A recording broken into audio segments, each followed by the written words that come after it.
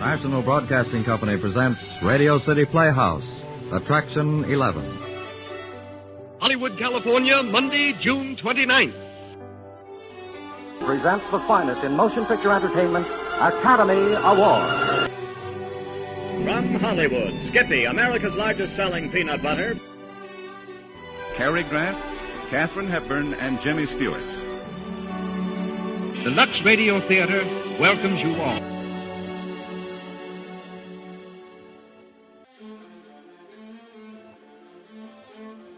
Hello everyone, and welcome to Drama and Theater, brought to you by Dwayne Old Time Radio. Before we get to today's drama, if you enjoy what I'm doing, let me ask you to subscribe to my channel. Subscribing is 100% free, and you will receive notifications on new posts. Lastly, if you have a moment, write a short 1 or 2 sentence review or give a rating on your preferred podcast service. A positive review or rating would help me out a lot. And now, on to the show. Oh yeah, and thanks for your support. I really do appreciate it. This week we have Radio City Playhouse with their 9th episode titled Betrayal. And this one aired August 30th, 1948. The National Broadcasting Company presents Radio City Playhouse, Attraction 9.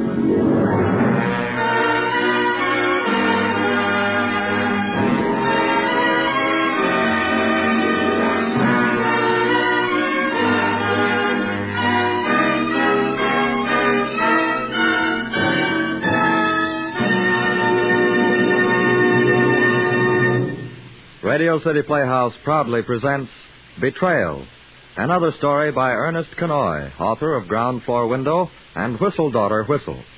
Irv is played by Bernard Grant, and the production is directed by Harry W. Junkin. Here is Radio City Playhouse, Attraction 9, Betrayal.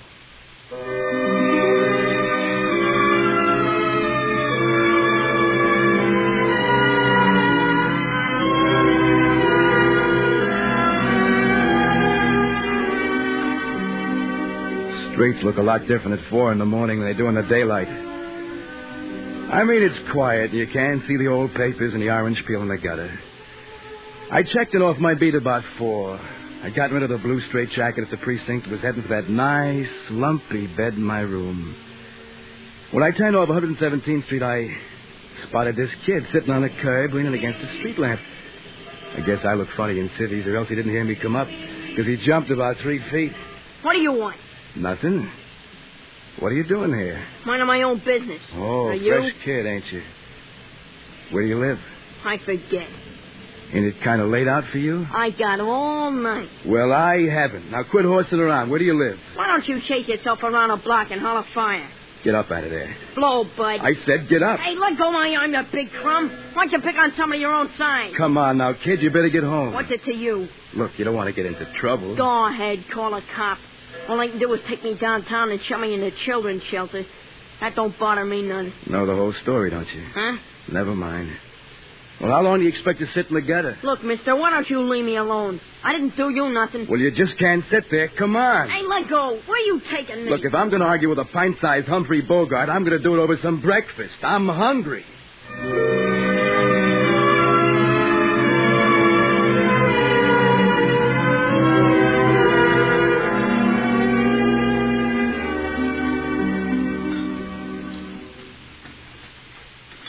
Another all black, no sugar, Charlie.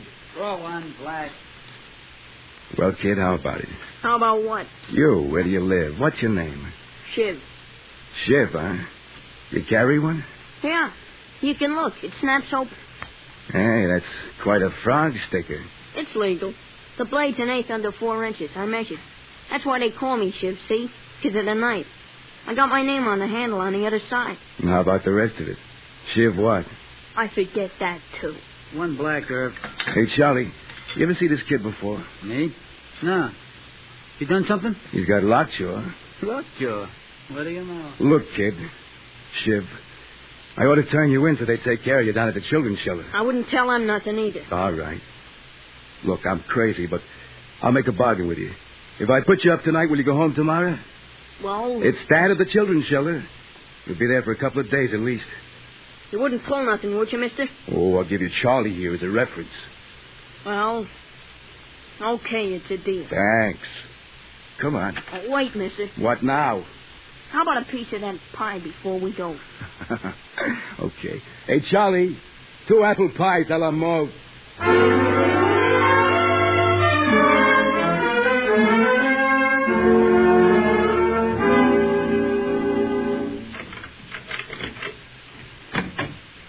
Okay, inside. Gee, this ain't bad. You live alone? Solitary confinement. Yeah. Hey, What's the matter? you got a real icebox in the corner. It's empty, so relax. Here, you take the couch. Okay by me. Boy, Hey, get off of there with your feet. what's the matter? My shoes wouldn't hurt nothing. That couch may have pansies on it, kid, but it don't need no fertilizer. Come on, off with the shoes.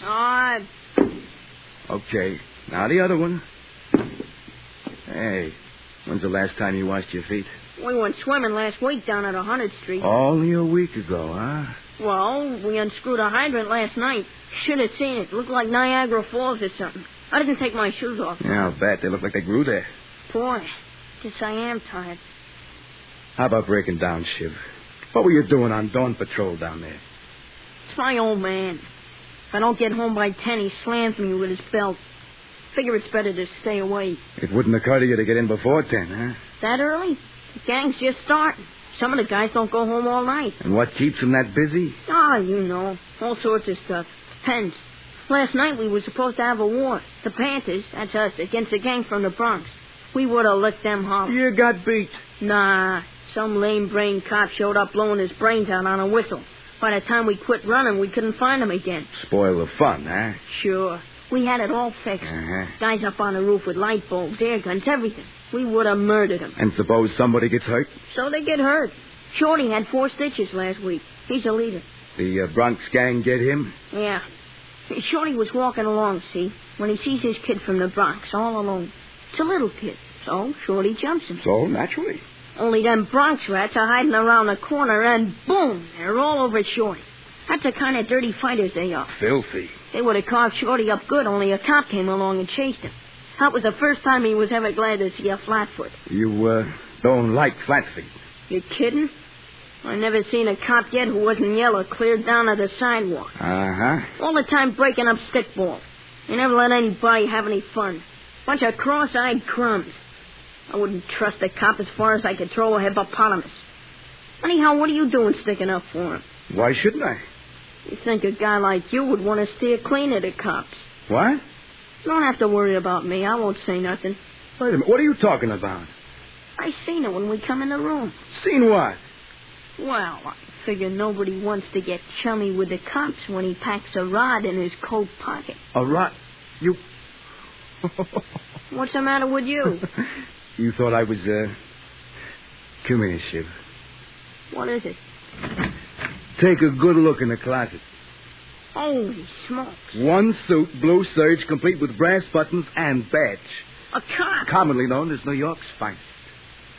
Shorty finds out I stayed with a cop, he'll take me apart. Well, I won't tell him if you don't. They'll kill me, that's what. It'll be murder.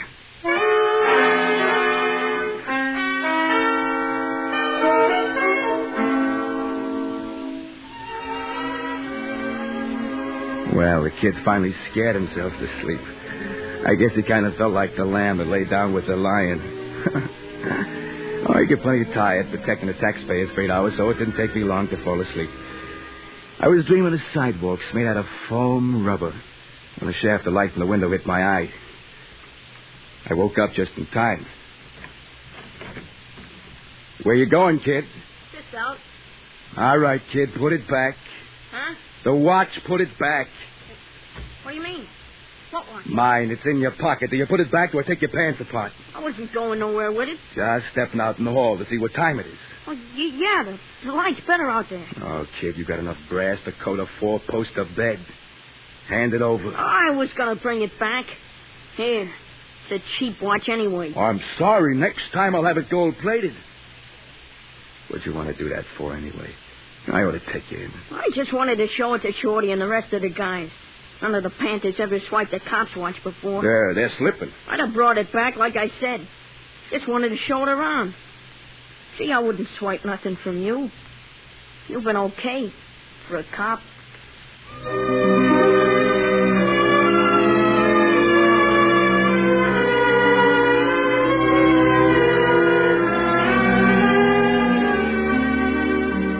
Shiv left the watch and beat it out the door like someone was chasing him. I looked in the closet to see if he lifted the badge off my spare blouse for a souvenir. Everything seemed to be there, so I went back to bed. That night before I went out on the beat, I stopped by the desk man, Sergeant Gold. He's kind of the stubby guy with gray hair. He looks like he might have pulled in Henry Hudson's sailors for disturbing the peace. Another day, another dollar. What do you mean, day? All right, night. What's the matter? You got trouble? Sure, all the time. If there ain't a crap game up an alley, it's pulling a drunk out of a doorway before he freezes stiff. You can have the 8 to 4. I did, when it was 4 hours longer. Yeah, I know. You was in the force and they wore stand-up collars. What's eating you? Nothing. Maybe that kid I picked up last night. Kid? You didn't bring in no kid. I put him on my couch for the night. He'd make a clam of conversational. What's his name? I don't know. He calls himself Shiv because he carries one big enough to slice steak off an elephant. Wait a minute. Is he a small kid that looks like an underdone weasel with long hair in his eyes? I would have been an alley cat. Yeah, well, his old man gets hauled in here about once a month on a drunken disorderly. Oh. Name's Walter or Walters or something. I could look it up. The kid comes down to pay his fine. Yeah, that figures. Well, so long. I got to go out and protect the taxpayers.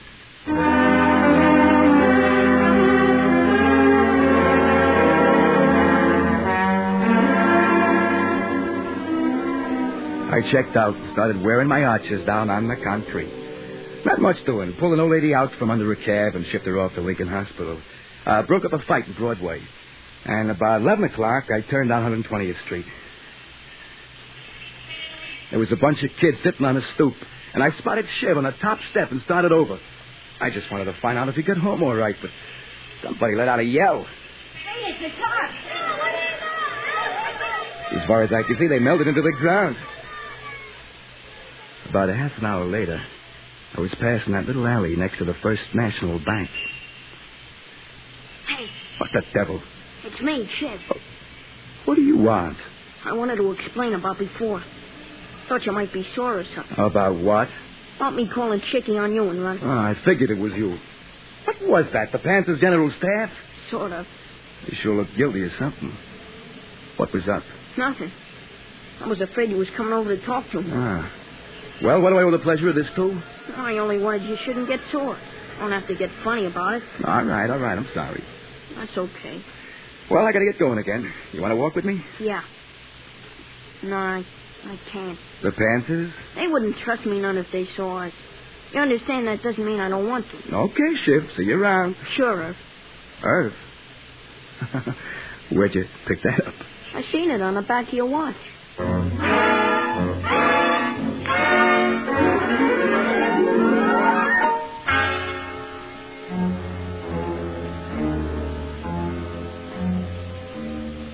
It got to be kind of a habit.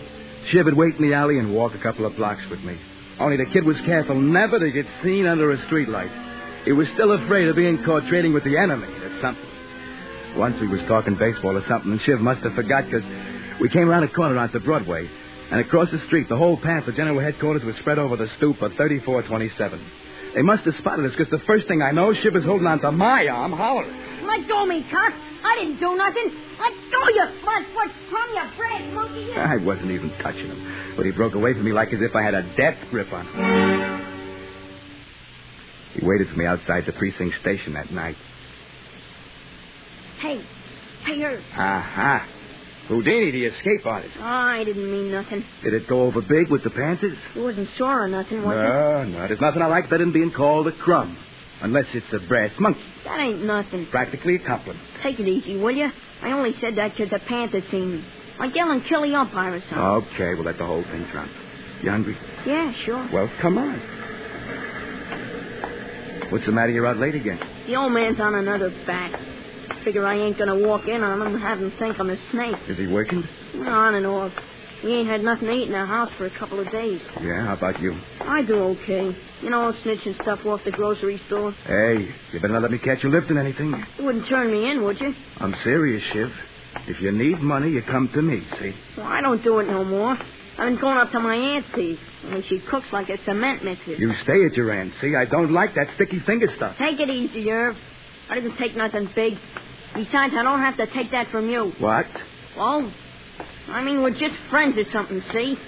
When you start handing me big-time advice, it spoils everything, like you was a teacher or a relative. Okay, if you want it that way. And besides, just because I figure one cop ain't so bad, it don't mean the rest of them ain't no good low-down crumbs. Sounds like a communique from the Panthers.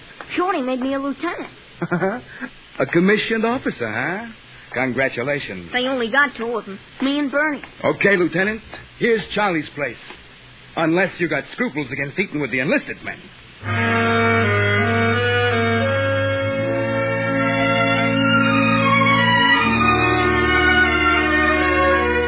That's the way it was. The kid sort of tolerated me like I was his personal exception to the general rule about cops. After that, I couldn't get nothing off him. About what he did in the daytime, I mean. I guess he went to his aunt's for meals. I never asked him. Once I tried to talk him out of the Panthers. Why don't you go dive in a sewer? You think I'm one of them milk-fed petunias that runs home to Mama after school? Look, I don't ask you to quit the cops, so you lay off the Panthers. So I did. After that, the kid was even more careful, in case, perish forbid, anybody should see him with me. Once I offered to take him to the polo grounds when the Dodgers were in. You mean it? For the doubleheader? Sure, I'm a hot sport. I sneaked in last year to the stadium. There's a place around by the bleachers. Not anymore. They fenced that one in. Oh, the dirty crumbs. Money, man. They got a quaint idea you should pay to get in. Not me. It's against my principles. Yeah, I figured. Well, you want to go? Sure. Okay, I'll pick you up at the 8th Avenue subway, 116th Street. Well, what are you shaking your head for? Look, suppose I meet you up there on top of the bluff. Okay. Far be it for me to damage your social standing. The top of Coogan's Bluff it is. I'll be wearing a white carnation in my buttonhole. Just whistle twice and give the password.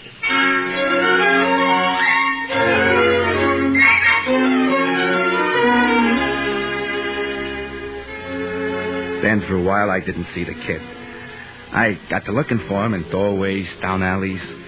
I even checked the children's shelter downtown and the juvenile court.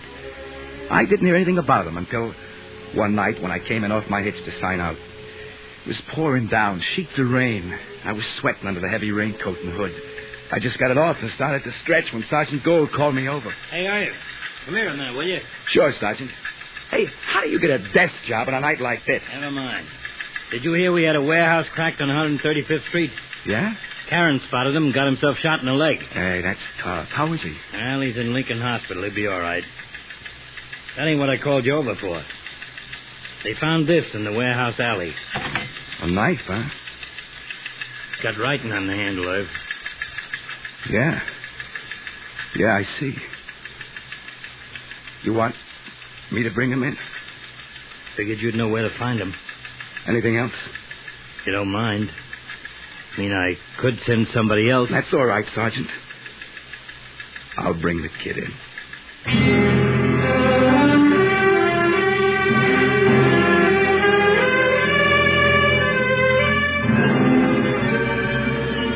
I stood outside the station, watching the rain driving against the green lights. I didn't know where to find that crazy little jerk. Wasn't anybody much on the streets. A couple of cabs come by. Once in a while, somebody under an umbrella. I went over to the house where the kid lived. The landlady was scared, trembling when she saw me outside, and she let me in the room with a passkey. The kid's old man was lying across a cot, colder than a dead fish, with the whiskey smell strong enough to walk on. I poked it with my nightstick. He just muttered. Come on, Peter, go away. Hey, come on, come to. Go away, I'm sleeping. You're stiff. Come on, sit up. Hey, what's the idea? Now, stay up. Hey, what is this? You a cop? Yeah. What do you want? I ain't done nothing. Where's the kid? Huh? The kid. What kid? For crying out loud, your kid, Shiv. Him? I don't know. Go away. Stay up there, come on. Quit shaking me, will you? Where is he? Told you I don't know. What do you want him for? Oh, never mind. Ain't surprised. That kid's no good. No respect for his father, see? All the kids are no good. You don't know where he Whole is? generation no good. See in trouble?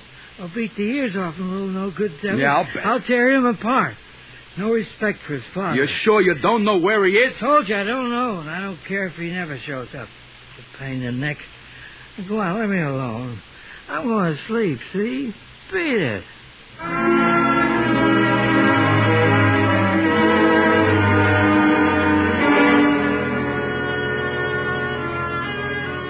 I told the landlady to call the station if he showed up. It was beginning to show daylight when I got back on the street. I called into Sergeant Gold and went home. My feet hurt more than usual, and I guess I felt pretty rattled. I just about made it up to the stairs of my room and opened the door. Huh? How did you get in here? That lock wouldn't stop a campfire, girl. What'd you come here for? I just ain't seen you for a while, that's all. Yeah, I'll bet. How you been? Why don't you cut it out? What's about it? Can a guy ask how you been? Shiv, I saw your knife tonight, that one with your name on the handle. You did? That's funny. I lost it a week ago. That's right. It dropped right out of my pocket. They found that knife in a warehouse alley, Shiv. Right next to where a cop got shot. I lost it playing stickball. That's it. Oh, cut it out. It was the Panthers, wasn't it? They got pretty big. Decided to quit snitching bananas off of fruit stands. Graduated to a warehouse job, didn't they? Listen, Irv, I didn't want to go see, but I was a lieutenant. They would have said I didn't want to go see. Who had the gun? Who did the shoot? I don't know. Yeah, you don't know. Remember, Irv, you told me to come to you when I was in trouble, you remember? Yeah. That's why I come. Irv, I only got one friend anywhere. That's why I come to you. Wait a minute. I gotta get out of town, Irv, before they find out. I gotta have some money. I'll pay you back, honest I will. I'll get a job somewhere. Lots of places hire kids. Hold on, Shiv. You're gonna let me to dough, aren't you, Irv? Like you always said, if I needed anything. You shouldn't have come here, Shiv. I couldn't have gone home, Irv. The old man would have beat me up with an empty bottle, and my Aunt Myra would have just prayed at me. I knew you'd help me, Irv. You got to. You shouldn't have come. You're gonna give me the dough, ain't you? Ain't you, Irv? Irv! I'm gonna take you in, Shiv. No. I got to. Besides, if I don't, somebody else will. You see that, don't you, kid? It's the only way, Shiv. Let go of my arm. I got to. I should have known. Listen to me, Shiv. Let go, I said, you low-down, stinking, good-for-nothing cop. I should have known you cheap, crummy, no-good double-crosser. Shiv! What kind of a friend? Come to him for help and right away he squeals. What are they going to make you for this, an inspector or something? Calm down, will you? Let me tell you, I won't make the same mistake again. There ain't no cop living who ain't rotten right down through. I'll bet they make you a commissioner or something. You shut up a while and listen. I said listen. Maybe you think I like pulling you in for the juvenile court. Supposed to be a friend. Sure, a friend. What do you think my job is? You think I get paid for nothing? I'm supposed to see that nobody gets hurt in my beat. I'm supposed to pull people out of fights and make sure nobody gets mugged in the alleys. I got to see that nobody cleans out a store when nobody's looking. You're breaking my heart. You think it's easy being a cop? It's a job like anything else and ain't such a good paying one. It's that. But, kid, it's the only job I got, and I got to do it right. Maybe it's crazy, but that's the way I work. If I had maybe $1,000... No, Shiv. No. You come a lot closer to making me forget the job than a cheap hood with a roll of dough. But I wouldn't do different if you were my own kid brother. You gotta go in. Can't you understand that? Cop, that's all. Once a cop, always a low-down heel. And that gang. Next time the Panthers pull a job, maybe somebody will shoot straighter. There'll be a first-degree charge, and by that time, maybe you'll be old enough so you can end up in a regular court. What the devil kind of life is that? Can't you understand? Understand. I understand, all right. I thought there was one decent cop, a guy who'd stick by a friend, but I was a sucker, see? I was wrong. I hope that flatfoot that got shot dies. I hope he dies, and I wish it was you.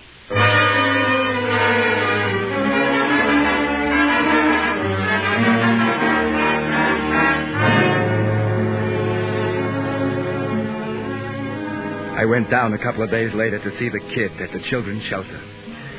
He was out playing basketball with a slew of kids in for everything from truancy to armed robbery. I get in to see the social worker, and she talked to me a long time about Shiv. Only she called him Burton. Then they brought the kid into the office and left me alone with him.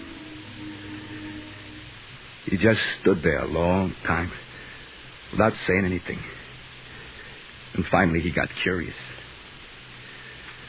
Well, what do you want? I just come to see how you were. I'm fine, just dandy, so you can go. They caught Shorty and the rest of the Panthers. Most of them are in the Center Street jail. So? Look, kid, do you need anything? I mean, a toothbrush or something? Nah, thanks. They treat you all right? Yeah, I guess so. A lot of questions. Look, the social worker told me you'd be up before Judge Carroll. Now, that's the lady judge. I'll have to be there, too, see? So between us, maybe it'll be all right. Don't do me no favors. Oh, what do you want to be so tough? Sometimes you get me so mad I could... You sure you don't need anything? I'll make out. Okay, then. Goodbye. Shake? No? Okay. So long. Irv. Yeah? Look. A kid in the yard. He told me... where they gonna send me? They gonna keep me there all the time? Oh, no, not too long, I guess. This kid said they throw away the key, see? He told me they beat the ears off you all the time. Would they do that, huh? The kid, he'd been up before. He told me that... I don't want to stay there all the time, Irv. Oh, hey, take it easy. It ain't that bad. I've seen it up there. I wouldn't tell nobody else. I'm scared, Irv. What are they gonna do to me? You'll be okay, Shiv. You'll be okay. Yeah. Yeah, I guess so. I guess I can take it. I gotta go, kid. Yeah. Irv. Yeah? You can... if you want, you can write me a letter. Oh, sure, Shiv. We'll make a lot of plans for later. For after. Yeah, I know. Only don't give the police station for a return address. No? I wouldn't want the other guys to know I was getting letters from a cop.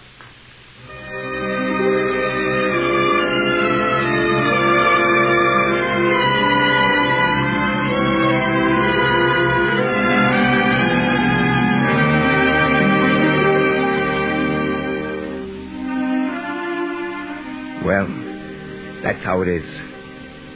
Shiv is upstate at the state school. He writes to me about once a month. Grubby, tough letters. And I send him stuff. The other day, Sergeant Gold called me over to the desk at the station. Hey, Irv. Yeah? I got a check here for you. A check? It's a reward from the insurance company for catching the warehouse thief. Oh. $100. $100. Don't you want it? You know what I feel like, Sarge? Judas. That's what. Judas. You gonna cash it? No. Oh, yeah. I'll keep it. I'll keep it for Shiv. $100 is $100. Even if it is blood money.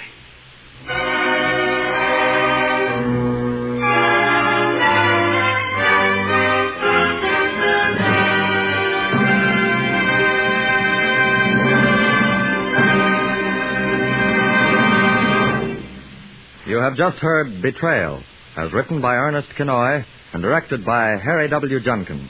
The part of Irv was played by Bernard Grant. Shiv was Edwin Bruce, aged 12. Other players included Arthur Q. Bryan and Alan Stevenson. The music was composed and conducted by Dr. Roy Shields. Radio City Playhouse is supervised for the National Broadcasting Company by Richard P. McDonough.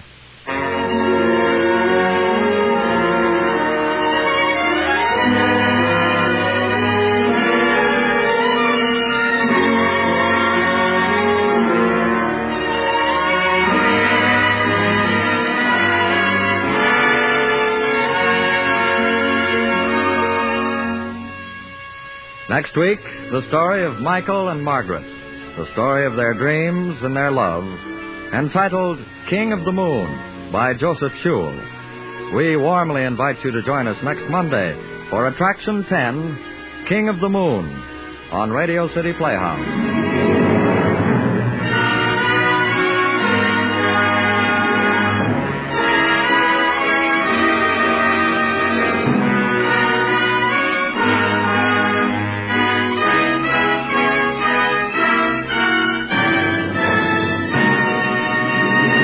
Robert Warren speaking. This is NBC, the National Broadcasting Company.